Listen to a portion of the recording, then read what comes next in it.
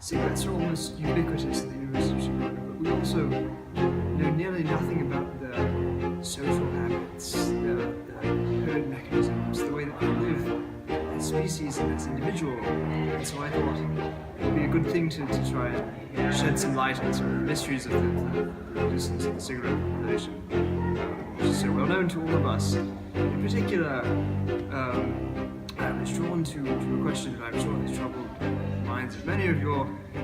Why is it exactly that cigarettes are drawn to cob, in particular, cob hall? They are in vast numbers daily. They immolate themselves for reasons which are largely unknown to us. And so, my research methods were unorthodox. I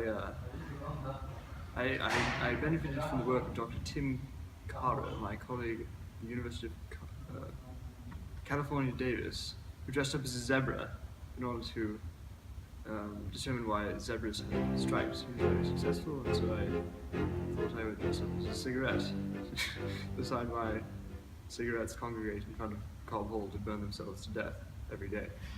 I did so. Our first hypothesis was, that cigarettes were drawn to the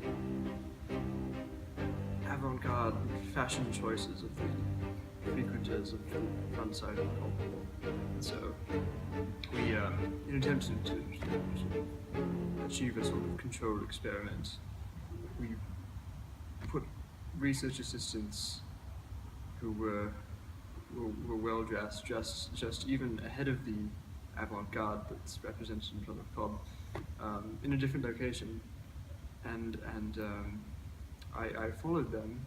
I tried to make myself part of the herd, so to speak, or part of the pack, if you'll pardon the pun. And I followed them to this location, but it was unsuccessful. They seemed decidedly indifferent to the dress of our colleagues.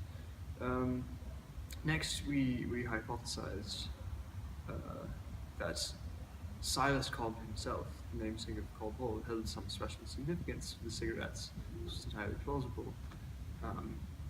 Dolphins, for instance, have shown a remarkable attraction to portraits of Chairman Mao, and so we thought that an intelligent abuse like a cigarette might also have developed a certain attachment to Silas Cobb, that great and good man. And so I wore a portrait of Cobb, sized appropriately for cigarettes, on my discussion, and attempted to interest them in Cobb, and was once again unsuccessful. Thirdly, we hypothesized that the cigarettes were really engaging in some sort of primitive ritual behavior, which would perhaps parallel something of what we've seen among the great apes, and arguably among elephants, who are known to mourn, to go together to graveyards, to die ritualistically, so to speak. And so I followed a troop of cigarettes as they made their way toward Cobb, in the hope that I'd be able to observe some of this mass suicide, immolation. Unfortunately, here again, I was unsuccessful. Our fourth hypothesis was that we were attempting to isolate characteristics of Cobb Hall that were distinctive and that might draw cigarettes both to come and then to burn themselves to death.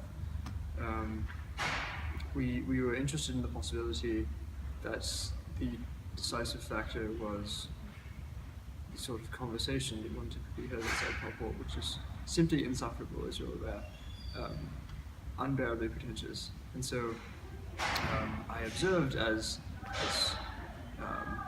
two of my assistants conducted one of the worst conversations I've ever heard. It still sends chills down the spine. I don't exactly remember the details. One of them was defending some interpretation of Marx. So, this might sound a little bit polemical, but bear with me. And to our amazement and delight, we observed that the cigarettes were responding to the conversation.